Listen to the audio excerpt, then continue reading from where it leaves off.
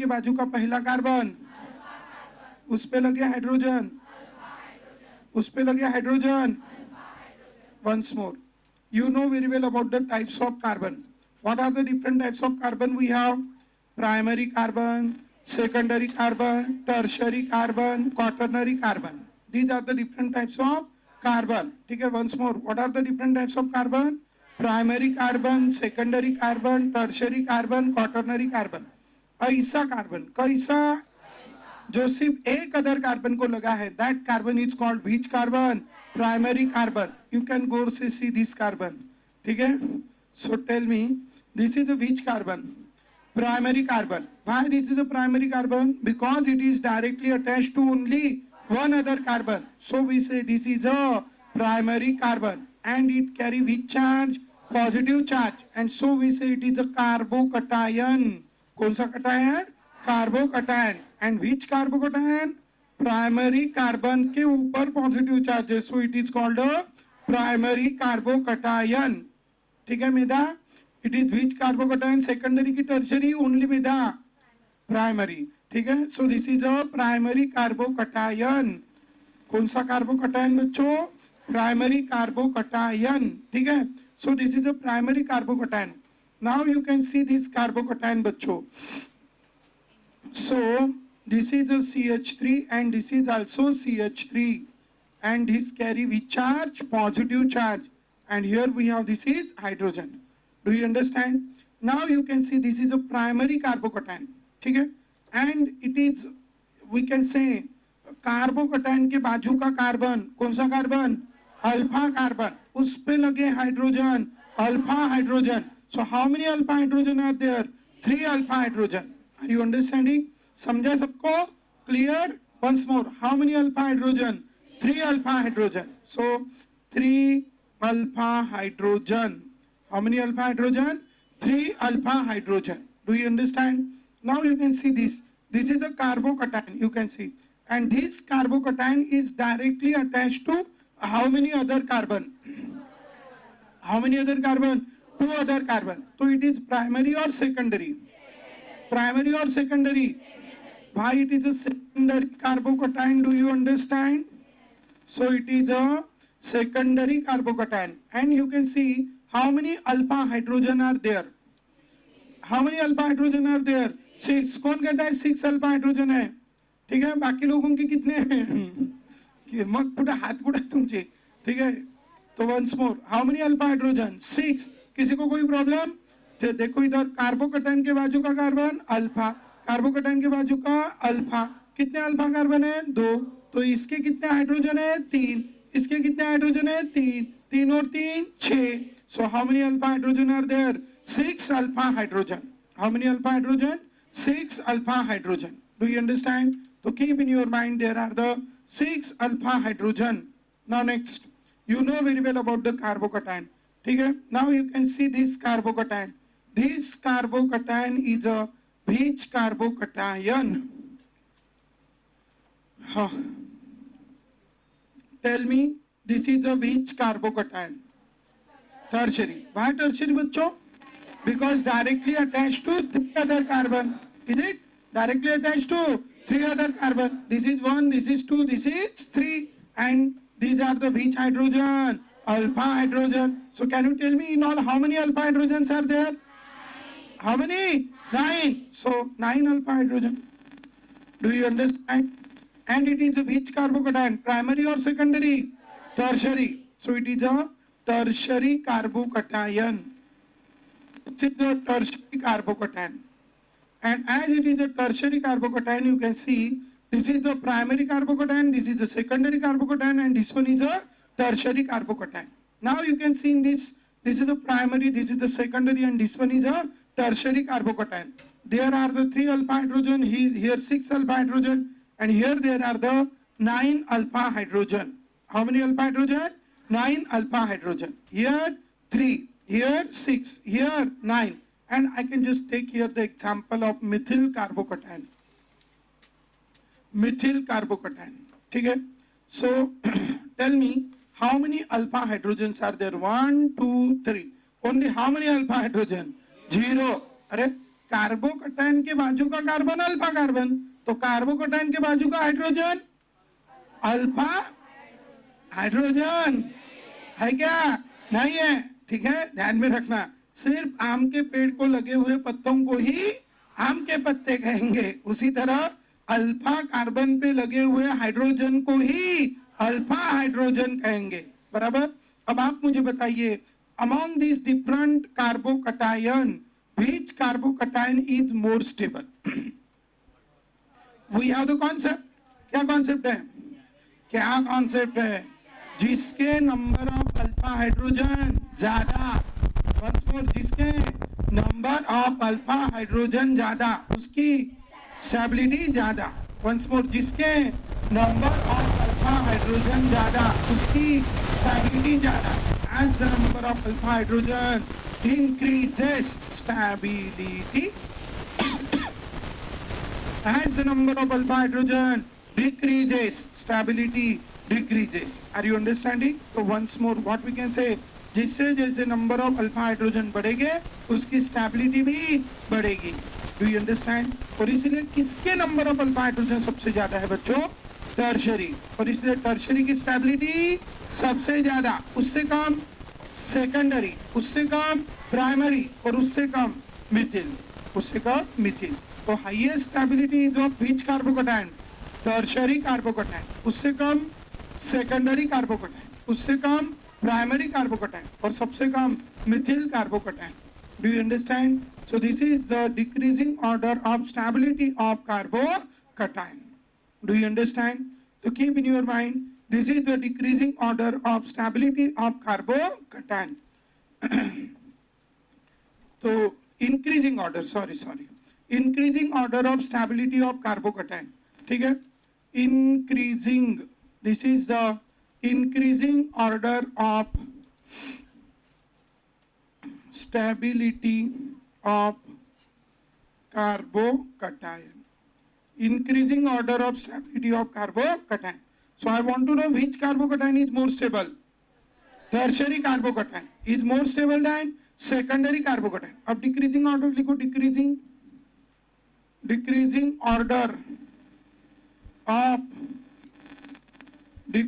order of stability of carbocation. Decreasing order of stability of carbocation. तो बताइए what is decreasing order? सबसे ज्यादा कौन स्टेबल है? कौन सा कार्बोकटायन? Tertiary carbocation. उससे कम सेकेंडरी कार्बोकटायन, उससे कम प्राइमरी कार्बोकटायन और सबसे कम methyl carbocation. Do you understand? तो इसलिए मैं डायरेक्ट ऐसे लिखता हूँ, tertiary carbocation is more stable, या टर्शरी कार्बोकटायन को हम ऐसा देखेंगे, ठीक है? This is a tertiary carbocation is more stable than secondary carbocation, is more stable than primary carbocation, is more stable than methyl carbocation. तो बताइए सबसे ज्यादा स्टेबल कौन? टर्शरी कार्बोकटायन, ठीक है? फिर बाद में मिल लेना छुट्टी में, फिर उसमें बैठ जाना, लाड़ वाड़ कर लेना उसका, ठीक है? चश्मा वश्मा निकाल के, ठीक है? तो ठीक है, कर लो लिख लो भाई। तो tertiary carbocation, secondary carbocation, ethyl carbocation या primary carbocation, and this is a methyl carbocation. आता घ्या थोडंसं लवकर उरकत घेऊ, ठीक आहे? हे वाचा, लिहून घ्या, हां हे लिहून घ्या, हां ठीक आहे? तो do you understand? So this is the decreasing order of stability of carbocation. Do you understand? So now this is about that. अभी हमें पता है बच्चों ये कौन सा चार्ज है? Positive charge. और हमें पता है जिसके ऊपर पॉजिटिव चार्ज होता है वो कैसा होता है रे बच्चों? अनस्टेबल। कैसा होता है? अनस्टेबल, ठीक है? अनस्टेबल। हेडिंग है स्टेबिलिटी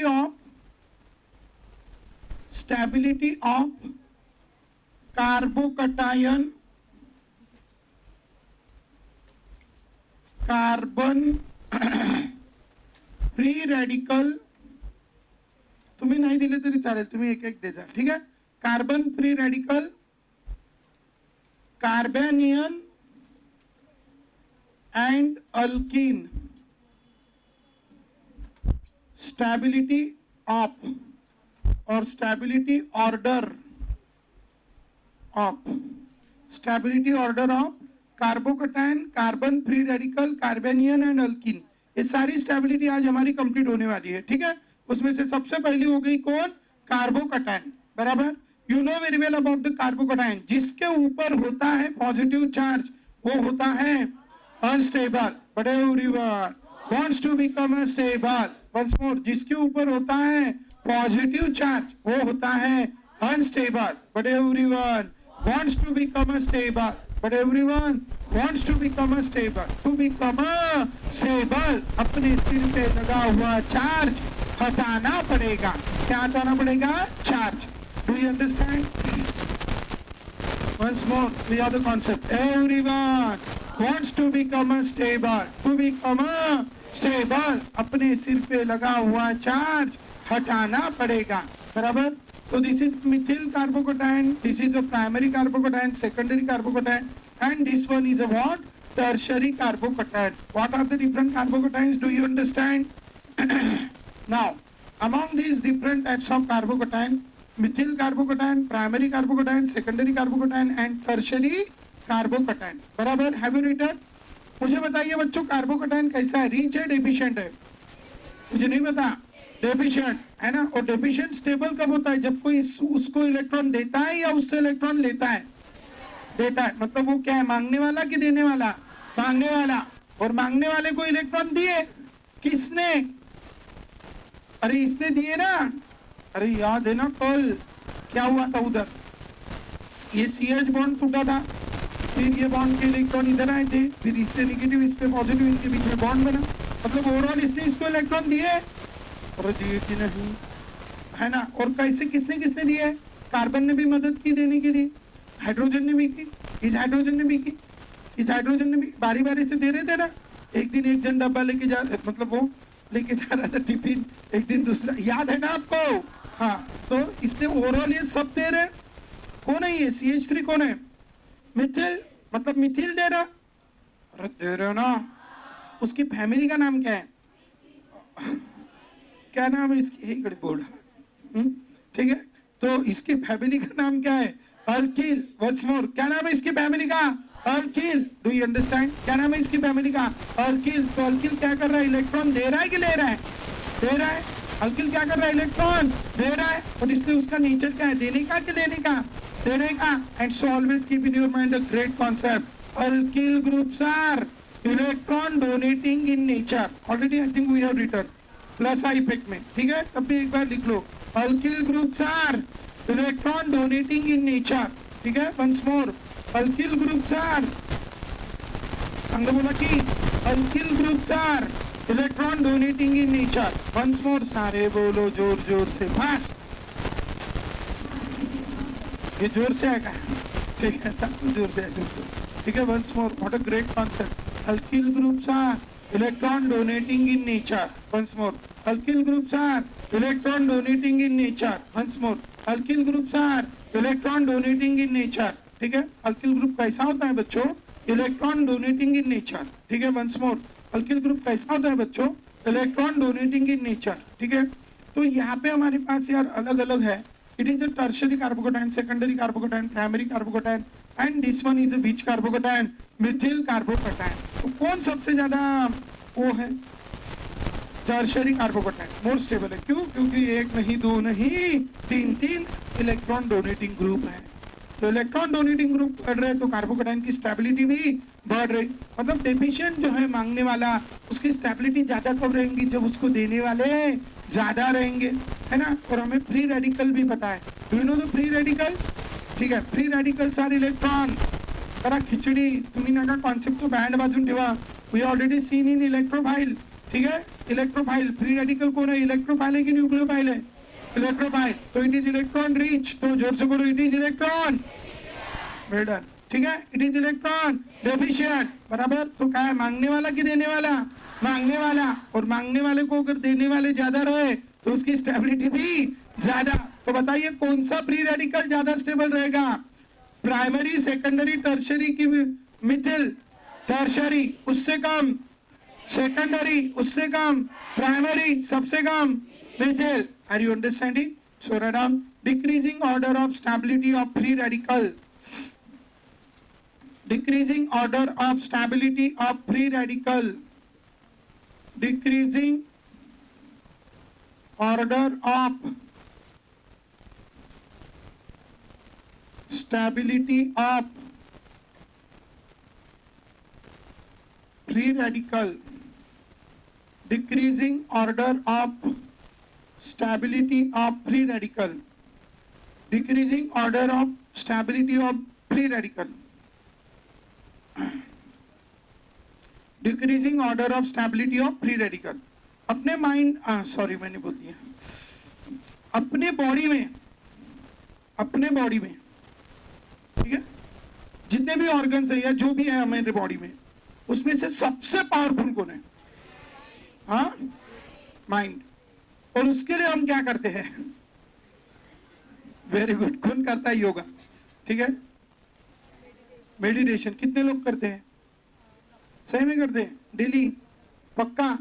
कौन कौन करते हैं?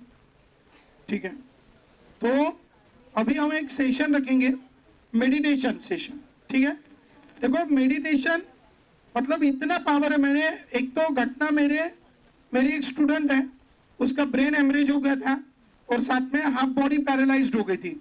उसने सिर्फ मेडिटेशन से, मतलब जो मेडिटेशन से उसने पूरा बॉडी क्योर कर ली, पूरी मेडिटेशन. वो हॉस्पिटल में एडमिट थी, डॉक्टर उसको इतने सारे मेडिसिन देते थे, वो डस्टबिन में डालती थी. जब उसको डिस्चार्ज हुआ तो पूरा इतना बड़ा वो डस्टबिन से वो मेडिसिन निकली. ठीक है, तो मेडिसिन नहीं खाती थी सिर्फ क्योंकि वो बहुत ज्यादा साइड इफेक्ट उसके मेडिसिन के होते थे. ठीक है, और पूरा दिमाग की इतनी असीमित पावर है, इतनी इतनी इतनी कि यार वो कुछ भी कर सकता है, कुछ भी.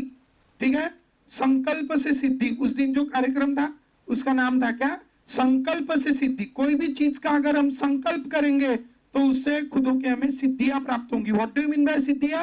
The power we can say. वो चीज करने की सिद्धि किसको बोलते हैं? सिद्धि मतलब जैसे मैं पढ़ा सकता हूँ थोड़ा बहुत, तो मेरे को पढ़ाने की इतनी सी थोड़ी सी सिद्धि प्राप्त हो गई, इतनी सी. ठीक है, बहुत थोड़ी सिद्धि है लेकिन इतनी सी प्राप्त हो गई. बराबर. आप गाड़ी हाथ छोड़ के चला सकते हैं, हाथ छोड़ के. तो आपको गाड़ी हाथ छोड़ के चलाने की क्या प्राप्त है? सिद्धि. बराबर. आप वो ग्राउंड पे एक अलग सी लैंग्वेज में बोलते हो, वो मतलब अलग ही लैंग्वेज होती है थोड़ी, उसमें थोड़े अलग ही शब्द होते हैं, तो वो आपको क्या प्राप्त है? सिद्धि. हम चाहकर भी नहीं बोल सकते, आप ऐसे डायरेक्ट बोलते हो. मतलब किसी को बोलना भी है तो तुम ग्राउंड पे कुछ अलग ही शब्दों में बोलते हो, तो वो क्या है? सिद्धि. ठीक है, तो उसी तरह, ठीक है, तो आप भी ऐसी सिद्धियां होती है. तो उसी तरह सिद्धि, समझ गए? संकल्प से सिद्धि. तो आपको आपका माइंड को पावरफुल बनाना है. ठीक है, and this is not helpful for your only success, for your what we can say job, career. उसके लिए तो बहुत ज्यादा हेल्पफुल रहेगा. अलॉन्ग विद दैट, दुनिया में ऐसे भी बहुत सारे लोग हैं जिन्होंने पैसा बहुत कमाया है. ठीक है, 6 डिजिट तक सैलरी थी उनकी. ठीक है, लेकिन जीवन में फुल्ली डिस्टर्ब है. And always keep in your mind, stress is the ultimate cause of all diseases. Stress ध्यान में रखना है, छोटी छोटी बातें. ऐसी बड़बड़ में करते रहे तो मैच में वो लड़की ने ऐसे सुन लिया था when she was in 12th standard. और 12th स्टैंडर्ड में ही उसको ब्रेन हेमरेज हुआ था एंडिंग में. तो मैं ये मैच में मतलब जब से चालू हुआ जेएसएम तब से बोलता हूँ ये. तो उसने सुन लिया था कि यार कोई डिसीज नहीं है जो मेडिटेशन और योगा से क्योर नहीं हो सकता. उसने सुन लिया था ये चीज. ठीक है, और लाइफ एंडिंग पे थी उसकी. उसका हाफ बॉडी पैरालाइज देख के उसकी मम्मी को हार्ट अटैक आ गया था. तो मम्मी भी वही हॉस्पिटल में एडमिट थी दूसरी इसमें, और वो भी एडमिट थी. ठीक है, worst situation of the life. ठीक है, उसमें भी उसने क्या किया? मेडिटेशन किया, योगा किया 8-8 घंटे, 10-10 घंटे. ठीक है, उसने पूरा मतलब अमेरिका से या अदर कंट्रीज से डॉक्टर बुलाए थे जिन्होंने करोड़ों में बताया था कि करोड़ रुपए लगेंगे, उसके बाद भी हम गारंटी नहीं लेंगे कि तुम्हारा ठीक होगा कि नहीं होगा. ठीक है, और उसने मेडिटेशन से उसको 100% क्लियर कर लिया. ठीक है, तो it is the power of meditation. किसी के लाइफ में कब कौन सी सिचुएशन, वो उसको कोई बाय बर्थ नहीं था, बाथरूम में गिर गई थी, नल लग गया था, बस. वो किसी के भी साथ हो सकता है. ठीक है, तो लेकिन यार जिंदगी में प्रॉब्लम आएंगे ना, और अभी वो ऑफिसर है, वो अभी उसके वो पूरा क्योर हो गया, नाउ शी इज ऑफिसर, ठीक है। तो लिसन, तो बोलने की बात। और दूसरा, आज ही मैंने एक सुना, डॉक्टर गुप्ता करके, खुद हार्ट स्पेशलिस्ट है, ठीक है, doctor Gupta heart specialist, YouTube पे चेक कर लेना। उनको भी क्लॉट आ गई थी, ब्रेन में क्लॉट आ गई थी। अब उन्होंने भी डॉक्टर, अब वो खुद डॉक्टर है, तो पूरे फॉरेन से डॉक्टर बुलाए, ये बुलाए वो बुलाए, उन्होंने फाइनली बोला कि हम नहीं कर सकते ऑपरेट, आपको मेडिसिन से ही करवाना पड़ेगा, ठीक है। और क्या हुआ, उन्होंने भी ये मेडिटेशन, राजयोग जो रहता है वो किया, ठीक है। और वो करने के बाद उनका क्लॉट पूरी तरह से चला गया, विद इन 1 ईयर ओनली, ठीक है। But consistency is very important, and वो अभी रेगुलरली काम कर रहे हैं, ठीक है। तो ध्यान में रखेंगे ये स्ट्रेस। और उन्होंने एक बात बताई, फिर उन्होंने रिसर्च किया, ये अब खुद का यार जिंदगी, दूसरी जिंदगी मिल गई। उन्होंने रिसर्च किया और रिसर्च में उनको ऐसा पता चला, जो हार्ट स्पेशली हार्ट सर्जन थे, वो खुद हार्ट सर्जन थे, ठीक है। तो उन्होंने रिसर्च किया कि उनके पास आने वाले पेशेंट में 18 to 35 ईयर्स वाले स्टूडेंट जो भी है, या 18 to 35 एज के लोग बहुत ज्यादा आ रहे हैं। तो उन्होंने उसके ऊपर रिसर्च किया कि ऐसा क्यों हो रहा है। तो उन्होंने मतलब सिर्फ हार्ट का ऑपरेशन करने से अलावा उन्होंने पेशेंट से पर्सनली बातचीत करना शुरू की। तो एक पेशेंट था, उसका आई थिंक 30+ एज था, उसकी सैलरी वगैरह कुछ मतलब 2-4 लाख रुपए महीने की कमाता था, या 10 लाख कमाता था, ठीक है। अब उसकी जब हार्ट अटैक आ गया उसको, एकदम डेड कंडीशन में ही था समझो, तो उन्होंने कैसे तो भी उसको बचा लिया। और बचाने के बाद उससे बात की तो पता चला कि इसका अभी डिवोर्स हुआ है, और 4 महीने की बच्ची है। कितने महीने की? 4। और जो लड़की है वो बच्ची को लेके उधर है, और ये इधर, मतलब ये सेपरेट होने के इस पे है। तो stress is the main cause, keep in your mind, what? Stress is the main cause for diseases and specially the heart diseases, ठीक है। आप अपने पेरेंट्स को स्ट्रेस देते हो पढ़ाई ना करके, ठीक है। अरे बेटी, आप अपने पेरेंट्स को स्ट्रेस देते हो पढ़ाई ना करके, और कुछ लोगों को पढ़ाई करके स्ट्रेस आता है, ठीक है। अरे बेटी, तो यार पढ़ाई करके स्ट्रेस आता है क्यों? क्योंकि मन नहीं है उसमें, ठीक है, क्योंकि मन का में टाइम पास करने में है, ठीक है। तो जिससे भी भलाई नहीं होगा, बुरा ही होगा, बराबर। तो मेरा खुद का एग्जाम्पल देता हूँ, 13 घंटे पढ़ाता हूँ तब भी स्ट्रेस नहीं है, कुछ भी, स्ट्रेस लेवल ही जीरो स्ट्रेस लेवल में जीता हूँ मैं, ठीक है। एकदम हैप्पी लाइफ, कोई टेंशन नहीं, मस्त हंसते रहते। तो देखा होंगे ना आपने, ठीक है। एक बार आ जाता है थोड़ा सा, ठीक है, किसी को यार प्यार से समझाएंगे, सारी बातें तो नहीं समझते ना, एक देना पड़ता है डोज एक बार, ठीक है, नहीं तो फिर सब हंसी खुशी से काम चलता है। तो बोलने की चीज ध्यान में रखना, छोटी छोटी बातें पूरी जिंदगी डिपेंड है उसके ऊपर, ठीक है। तो स्ट्रेस क्या है बच्चों? स्ट्रेस। तो स्ट्रेस मैनेजमेंट, स्ट्रेस होना ही नहीं चाहिए जिंदगी में, ठीक है। कितना भी काम करो, ठीक है, 12 घंटे करो, 14 घंटे करो, 16 घंटे करो, and it is possible only because of योग एंड मेडिटेशन, ठीक है। योग एंड मेडिटेशन सबसे पावरफुल है, सबसे पावरफुल मेडिटेशन, ठीक है। और वो कौन थे? बुद्ध, ठीक है। क्या नाम था उनका पहले? नहीं, सिद्धार्थ। तो जो सिद्धार्थ जी थे, ठीक है, सिद्धार्थ एक नॉर्मल इंसान, बराबर, लेकिन मेडिटेशन से क्या बन गए? बुद्ध से भगवान बुद्ध बन गए। सिर्फ व्हाट? मेडिटेशन, ओनली मेडिटेशन, ठीक है। कोई भी सारे धर्म के भगवान देख लो, सब लोग ऐसे बैठे, सब, अरे है ना, सारे देख लो, ठीक है, सारे देख लो, सब ऐसे बैठे, सब क्या कर रहे? मेडिटेशन। सब, कोई मतलब कोई ऐसा नहीं कि ये धर्म वो धर्म, कोई नहीं है, सब लोग एक ही काम में लगे, क्या में? मेडिटेशन। भगवान शिव लगे बराबर जंगल में बैठे, नो टेंशन, चलने दो, ठीक है, मेडिटेशन। तो इट इज द पावर, इसलिए भगवान बन गए। Are you understanding? अपने को भगवान बनना चाहिए पहली बार, ठीक है। लेकिन जो भी लाइफ हमको जीना है, वो लाइफ सेटिस्फाइड जीने के लिए, हाँ, अभी मेन बात आपको बताने की रहेगी। उन्होंने रिसर्च में ऐसे देखा, फिर उन्होंने रिसर्च किया उनके इसके ऊपर। तो 18 से 35 के बीच में बच्चों को हार्ट अटैक क्यों आ रहे हैं? तो उन्होंने उनको स्टडी किया, और बायोलॉजिकल लाइफ होती है ये, और एक होती है बायोलॉजिकल एज होता है और एक होता है normal age. Biological age and normal age. तो नॉर्मल एज हमारा, जैसे आपका नॉर्मल एज कितना है, 18, 16, 17, 15 जो भी है, बराबर। अब उन्होंने उनका ये हो गया एक्चुअल एज, जो आप ये धरती पे आए तब का एज, बराबर। एक हो गया बॉडी का एज होता है, बॉडी का, जैसे पेड़ होता है ना, तो पेड़ हम देख के बता सकते हैं यार कि ये कितने साल का है, मतलब उसकी कंडीशन देख के। तो उसी तरह हमारे बॉडी के अंदर मेंटल स्ट्रेस या मेंटल एबिलिटी और ये हमारी कोई भी सेल्स की वर्किंग पावर एंड एवरीथिंग देख के एक होता है बायोलॉजिकल एज।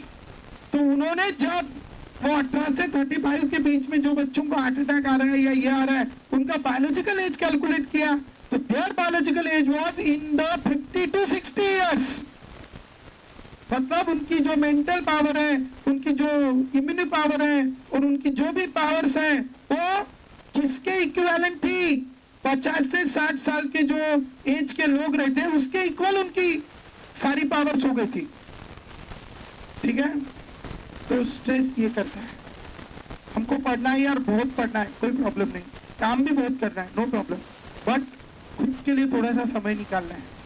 ठीक है, ये जो भी कलयुग का जो भी क्या डिस्ट्रैक्शन है सब हट जाएगा and you can strongly focus on your study.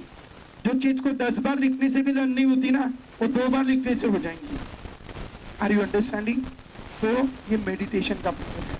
अब हम ये संडे मेडिटेशन करते हैं। कितने लोग इंटरेस्टेड हैं? ठीक है, खुद के लिए, मेरे लिए नहीं। Do you understand? खुद के लिए, मेरे लिए नहीं। Do you understand? तो बायोलॉजिकल एज कितना आ रहा था बच्चों का? 50 to 60। और इसलिए मैं बोलता हूँ, मैंने उस दिन ही बताया कि यार हम लोग घूमने गए, सब ऐसे बैठे थे। मैंने बोला यार तुम, मैं कल वो बैच में तो वही बोला था, जो बैच ने बैच नहीं आवाज नहीं निकाला, मैं डायरेक्ट ही बोल देता हूँ, तुम कितने के हो? 16 के हो कि 61 के हो? ठीक है, तो आदतें तो 61 जैसी दिख रही है ना, हरकतें तो 61 जैसी दिख रही है, नाम के लिए 16 नहीं हो, तुम 61 हो। अभी बोल दिया है मैंने, ये तो आज कल देखा मैंने ये चीज, लेकिन ये मैंने 15-20 दिन पहले ही बोल दिया, तुम 61 के हो, 51 के हो, 16 के नहीं हो, बराबर। तो ध्यान में रखो, ये सबसे इंपॉर्टेंट चीज, कलयुग में जीना है तो यार किसका ध्यान लेना पड़ेगा? योग, मेडिटेशन एंड फिजिकल एक्सरसाइज। खुद के लिए यार, अपन अपनी ताकत बढ़ेंगी ना तो फिर हम लोगों को ताकत दिखा पाएंगे। अपन ही कमजोर है, क्या दिखाएंगे तुम लोगों को ताकत? ठीक है, चलो, decreasing order of stability of free radical. ठीक है, मेरे को याद देना, संडे को मेडिटेशन सेशन लेना है। ठीक है, और वो घर पे रोज करना है। स्पोर्ट्स भी है क्या? अच्छा, स्पोर्ट बरोबर लक्षात रहते हैं, हाँ ठीक है। तो लिसन, स्पोर्ट्स भी करेंगे, ठीक है। तो लिसन, तो we have this, do you understand? So now decreasing order of stability of free radical, decreasing order of stability of free radical. So now what is this decreasing order of stability of free radical? You all know very well about the free radical. Do you know free radical? तो अभी हमने देखा free radical कौन है, देने वाला कि मांगने वाला? मांगने वाला, हाँ, इलेक्ट्रोफाइल, बराबर। तो ये मांगने वाला है, और अल्किल ग्रुप क्या है? देने वाले हैं। और किस में ज्यादा देने वाले मिलेंगे? प्राइमरी, सेकेंडरी की टर्शरी? टर्शरी। और इसमें टर्शरी की स्टेबिलिटी सबसे ज्यादा, टर्शरी की स्टेबिलिटी सबसे ज्यादा, सेकेंडरी की उससे कम, प्राइमरी की उससे कम, और मिथिल की सबसे कम। Are you understanding? और इसीलिए हम बोलेंगे कि ये जो टर्शरी है, कौन है बच्चों? Tertiary free radical. Tertiary free radical, इसकी स्टेबिलिटी कैसे रहेंगी? सबसे ज्यादा। Do understand? एक्सप्लेन भी कर देता हूं मैं कैसे। जब ये तो एक एक्सप्लेनेशन हो गया, दूसरा एक्सप्लेनेशन, जैसे फॉर एग्जांपल ये फ्री रेडिकल है और हमें पता है फ्री रेडिकल के बाजू का कार्बन अल्फा कार्बन, और उस पे लगे हुए हाइड्रोजन अल्फा हाइड्रोजन, बराबर। And you know very well incoming is free radical, once more, incoming is free radical, molecule undergo homolytic fission. Are you understanding? Once more, what? Incoming is free radical, molecule undergo homolytic fission। टूटने के लिए क्या नहीं है? पाई नहीं है, तो क्या टूटेगा? सिग्मा। कैसे टूटेगा? Homolytically, because incoming is free radical, molecule undergo homolytic fission, क्या होगा बताइए?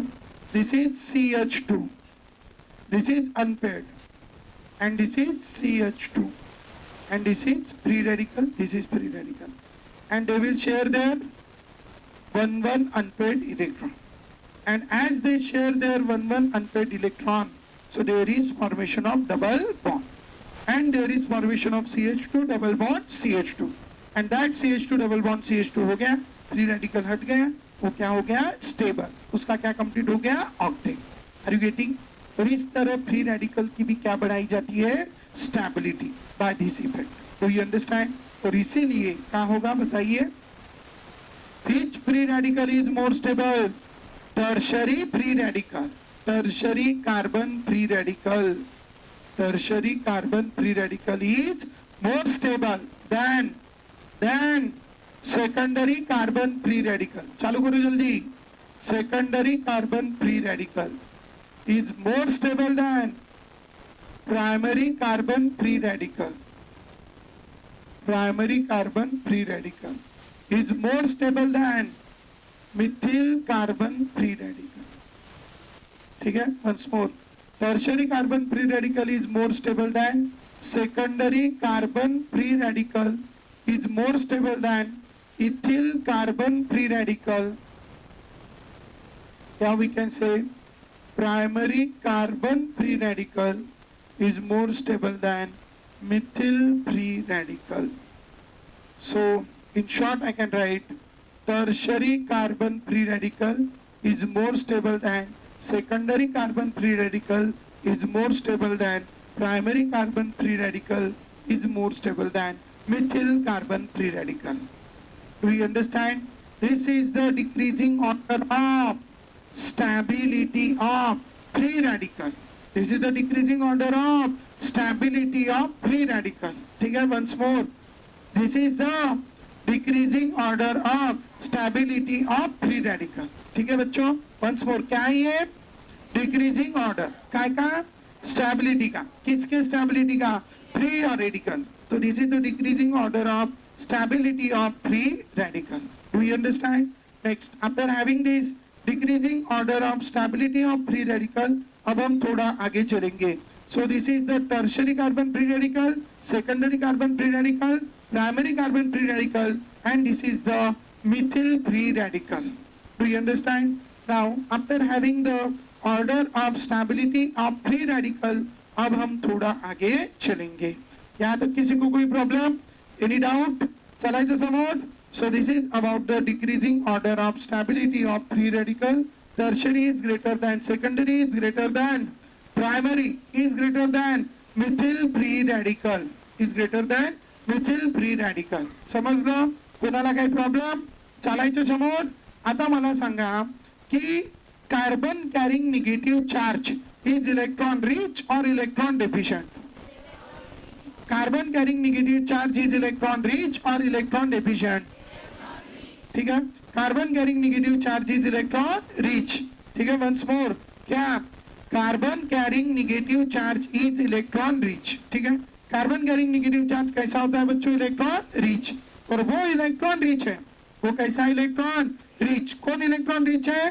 Carbon carrying electron sorry charge negative charge. और हमें पता है नेगेटिव हो या पॉजिटिव हो, एवरीवन स्टेबल, नो डाउट. और हमें पता है कि whenever any atom carry any charge it becomes unstable, but everyone wants to become unstable. अब नेगेटिव रीच है इसलिए अनस्टेबल है. तो वो स्टेबल कैसे होता है? इलेक्ट्रॉन लेने से कि देने से? इलेक्ट्रॉन लेने से कि देने से? लेने से, है ना? नेगेटिव चार्ज वाला स्टेबल कैसे होता है?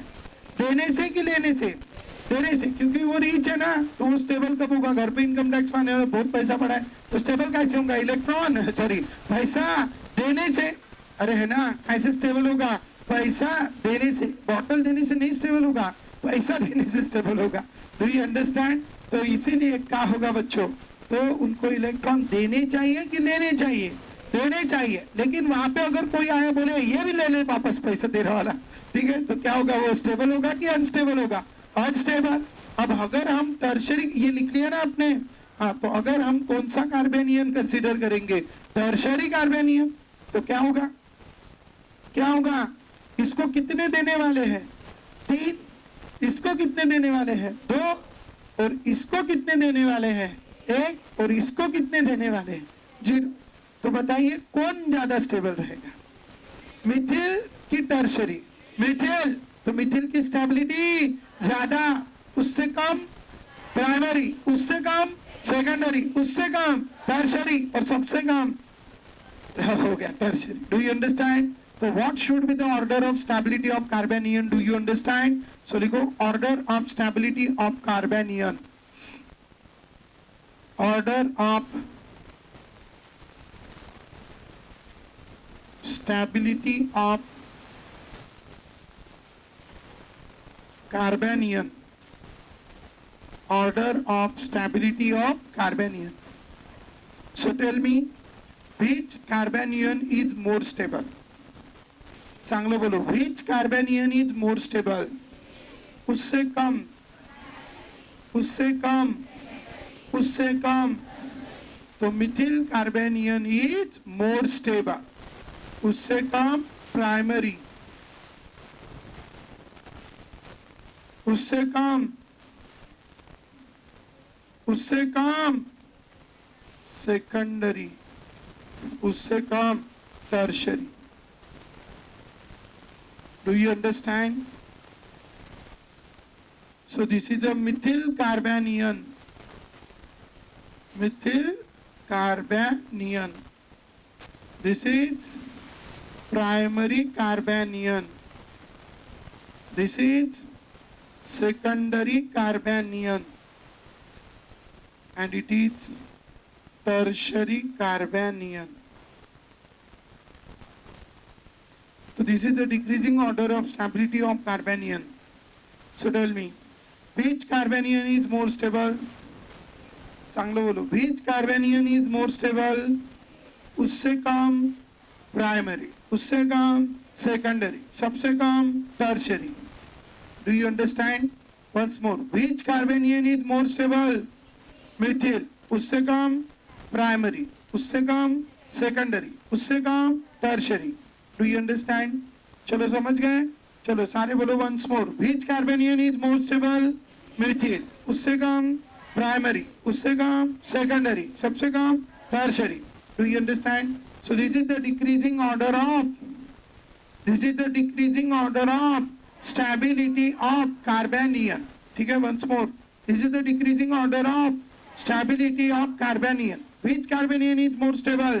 Methyl carbanion is more stable than primary carbanion, is more stable than secondary carbanion, is more stable than tertiary carbanion. Do you understand? समझ लो, चालायचं, कोणाला काही प्रॉब्लेम, एनी डाउट, चले सामने, चलो। This is the decreasing order of stability of carbanion, methyl carbanion is more stable than primary, primary is more stable than secondary, secondary is more stable than tertiary. Do you understand? अभी ये हो गया order of stability of carbanion. चलो बताओ, और ये सब आपको कल 5-5 बार लिख के लाने हैं। कितने बार? 5-5 बार।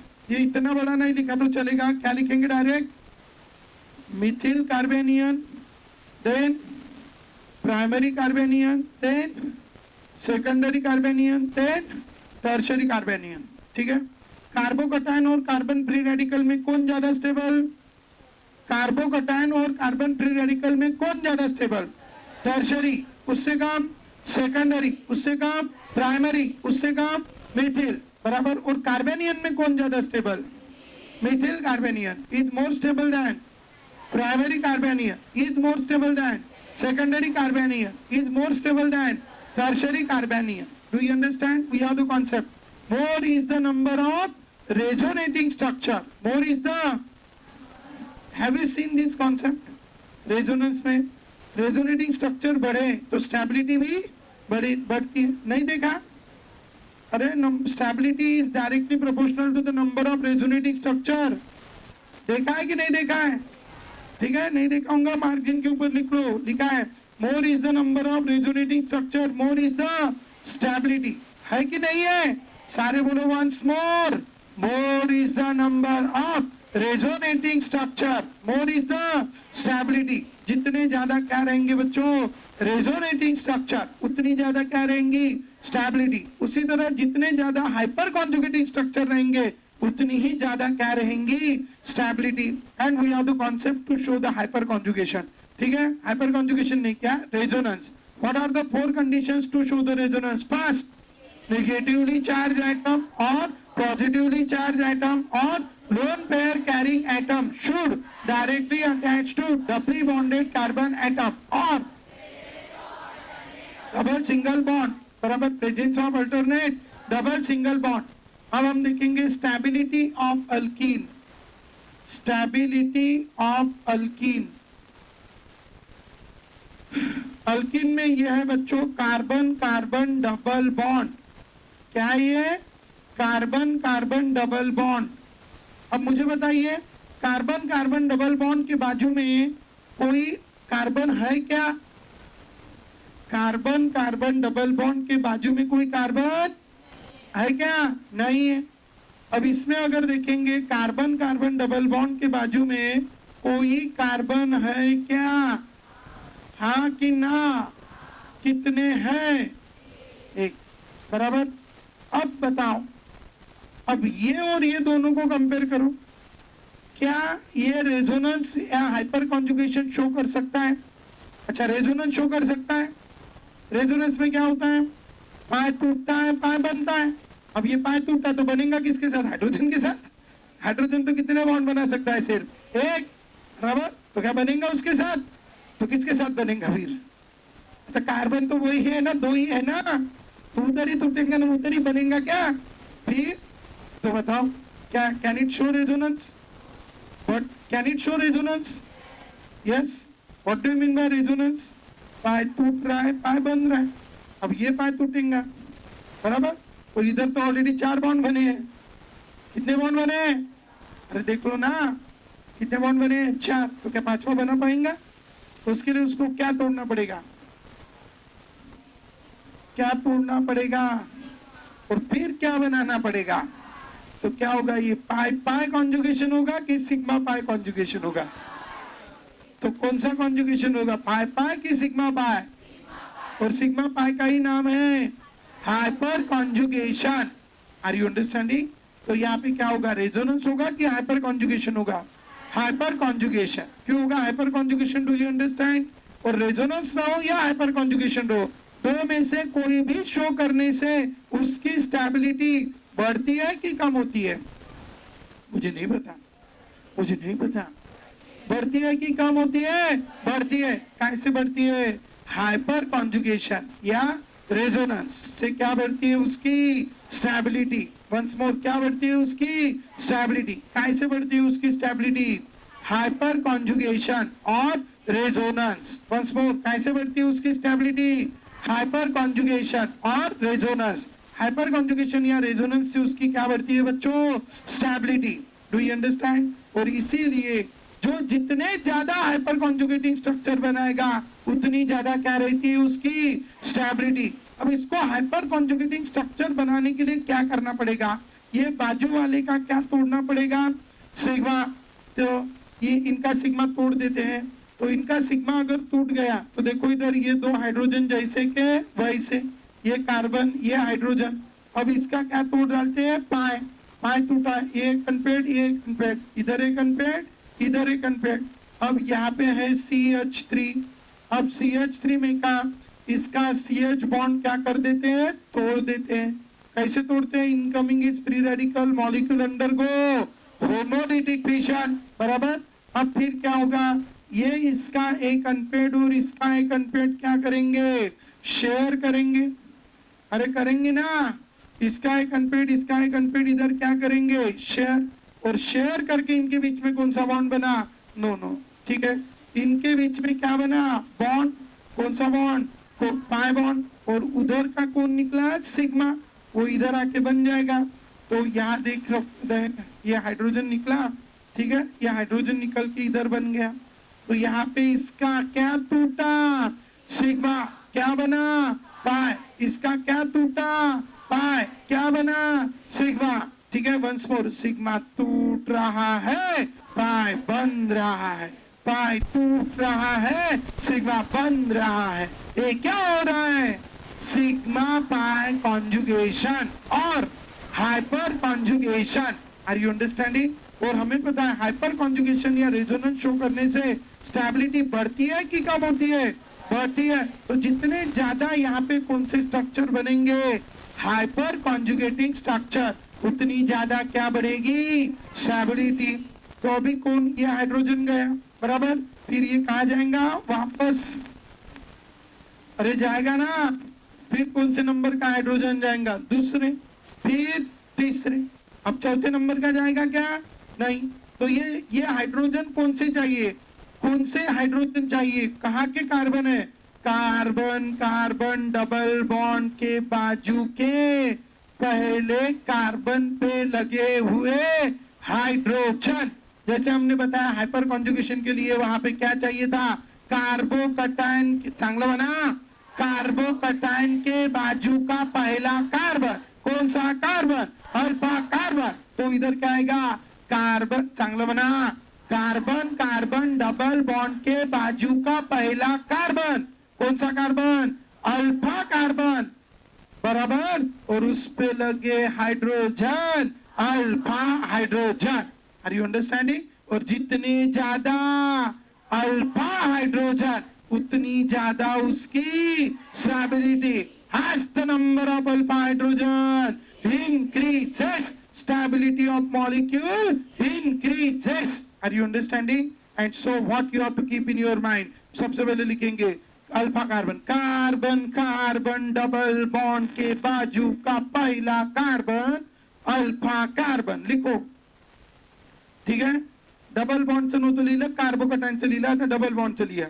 लिहा लवकर, कार्बन कार्बन डबल बॉन्ड के बाजू का पहला carbon, carbon carbon double bond के बाजू का पहला carbon, carbon carbon double bond के बाजू का पहला carbon, carbon carbon double bond के बाजू का पहला carbon alpha carbon, carbon carbon double bond के बाजू का पहला कार्बन कौन सा कार्बन? Alpha carbon. और उस पे लगे hydrogen, alpha hydrogen. Great concept करना। Once more, carbon carbon double bond के बाजू का पहला कार्बन अल्फा कार्बन और उस पे लगे हाइड्रोजन, अल्फा हाइड्रोजन। सारे बोलो वंस मोर, चांगलं म्हणा। कार्बन कार्बन डबल बॉन्ड के बाजू का पहला कार्बन, हाँ, अल्फा कार्बन और उस पे लगे हाइड्रोजन, अल्फा हाइड्रोजन, ठीक है। उस पे लगे hydrogen, alpha hydrogen. More is the number of alpha hydrogen. जितनी ज्यादा क्या रहेंगे बच्चों? अल्फा हाइड्रोजन, उतनी ज्यादा उसकी क्या रहेंगी? स्टेबिलिटी। और इसीलिए कॉन्सेप्ट लिखेंगे stability of alkyne, stability of alkyne is directly proportional to the number of alpha hydrogen. Stability of alkene is directly proportional to the number of alpha hydrogen. Stability of alkene is directly proportional to the number of alpha hydrogen. Do you understand? बस और सब बोलेंगे क्या? Stability of alkene is directly proportional to the number of alpha hydrogen. सारे बोलो once more क्या? Stability of alkene is directly proportional to the number of alpha hydrogen. Once more क्या? Stability of alkene is directly proportional to the number of alpha hydrogen. ठीक है? Once more क्या? Stability of alkene is directly proportional to the number of alpha hydrogen. As the number of alpha hydrogen increases, stability of alkene increases. As the number of alpha hydrogen decreases, stability of alkene decreases. Do you understand? And so what we can say, stability of alkene is, once more, stability of alkene is, once more, stability of alkene is as the number of alpha hydrogen. Stability of alkene. Do you understand? So keep in your mind this concept. Stability of alkene is directly proportional to the number of alpha hydrogen. So tell me, I am taking this is alkene here. So tell me, how many alpha hydrogen are there? How many alpha hydrogen? Huh? Zero? एक दो तीन चार. हाँ. How many alpha hydrogen? Zero. समझे ना? क्यों? Carbon carbon double bond के बाजू का पहला कार्बन अल्फा कार्बन, उस पे लगे hydrogen alpha hydrogen. Carbon carbon double bond के बाजू में कार्बन नहीं.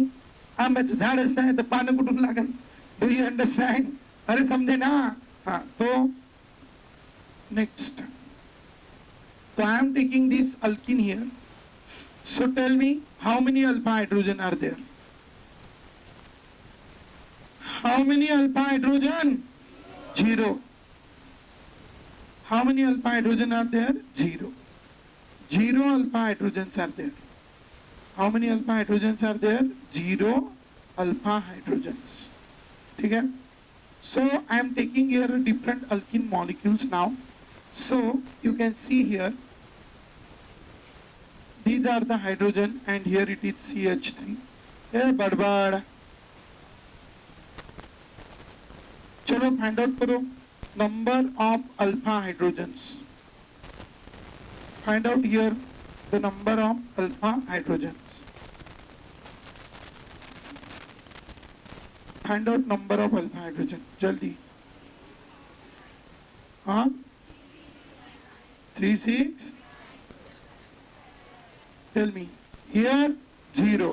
Here here here, here. These are the number of alpha hydrogen. तो सबसे ज्यादा अल्फा हाइड्रोजन किसमें है? चल, तो जिसमें अल्फा हाइड्रोजन ज्यादा, समझ रहे हो ना? कार्बन कार्बन डबल बॉन्ड के बाजू का बाजू का बाजू का बाजू का, बराबर. तो कितने अल्फा हाइड्रोजन है? 12. तो इसको डबल बॉन्ड को कितने अल्किल ग्रुप लगे हैं? 4. So it is called tetra substituted alkene. कौन सा alkene? Tetra substituted alkene. ध्यान रखेंगे. it is which alkene बच्चों? Tetra substituted alkene. And it is tri substituted alkene. It is tetra substituted alkene, it is tri substituted alkene, and it is di substituted alkene, and it is mono substituted alkene, and it is ethene. हाँ, these are the different types of alkene we have. सबसे ज्यादा stable tetra substituted, उससे कम tri substituted, उससे कम die substituted, mono substituted, और सबसे last ethene. This is the decreasing order of stability of alkyne. तो बताइए, what is the decreasing order of? ये इंक्रीजिंग में लिखा है मैंने, डिक्रीजिंग में क्या आएगा बताओ? decreasing order of stability of alkene. Decreasing order of stability of alkene. Which alkene is more stable? Tetra substituted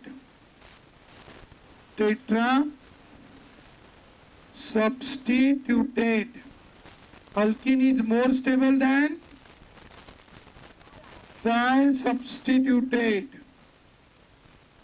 is more stable than disubstituted, is more stable than monosubstituted. This is the decreasing order of stability of alkene. So tell me, which alkene is more stable? Tetrasubstituted is more stable than trisubstituted, is more stable than disubstituted, is more stable than monosubstituted. Do you understand? This is the decreasing order of stability of alkene.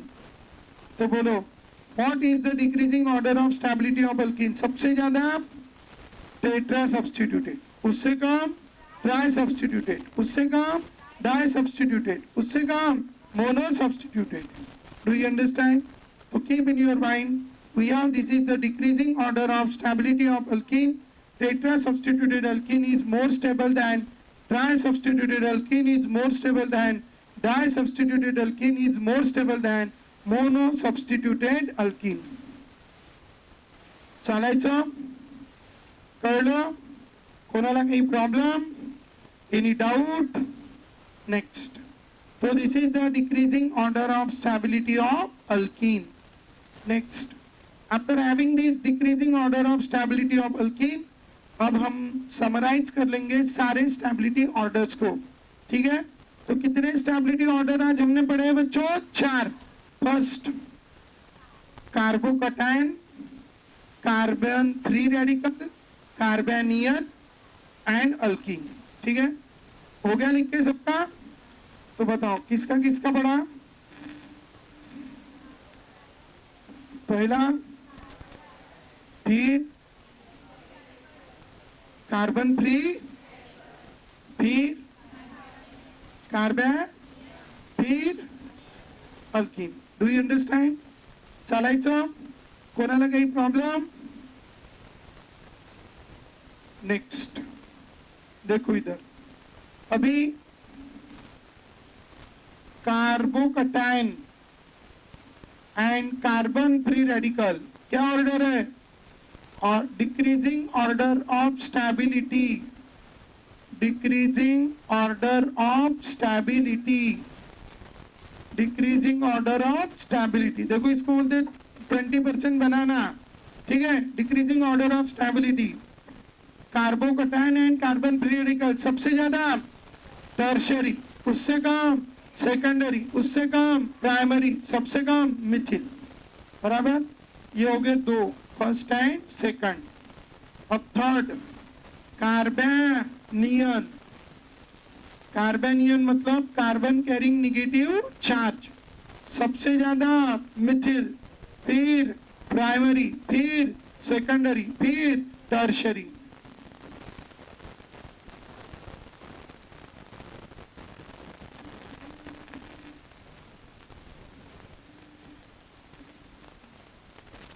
हो गया? Next. अब पढ़ेंगे चौथा वाला काय का? Alkene का. Alkene that is carbon carbon double bond, carbon carbon double bond. That carbon carbon double bond is alkene. Now as the carbon carbon double bond is alkene, you know सबसे ज्यादा stable कौन सा alkene है? Tetra substituted alkene. कौन सा alkene बच्चों? Tetra substituted alkene. ठीक है? Tetra substituted alkene. उससे कम ट्राई सब्स्टिट्यूटेड अल्कीन. ये डैश मतलब सब्स्टिट्यूएंट. ठीक है? फिर उससे कम डाई सब्स्टिट्यूटेड अल्कीन. 2 सब्स्टिट्यूएंट है, 2 हाइड्रोजन है. उससे कम मोनो सब्स्टिट्यूटेड अल्कीन. एक ही अल्कीन है, 3 हाइड्रोजन है. ठीक है? और सबसे कम ethene. This is the decreasing order of stability. It is tetrasubstituted, is more stable than trisubstituted, is more stable than disubstituted, is more stable than monosubstituted, is more stable than ethene. This is the decreasing order of stability of alkene.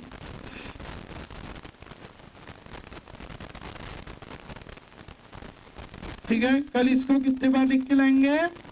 5 बार, और सब लोग learn करके लाएंगे, ठीक है? Confusion नहीं होना चाहिए।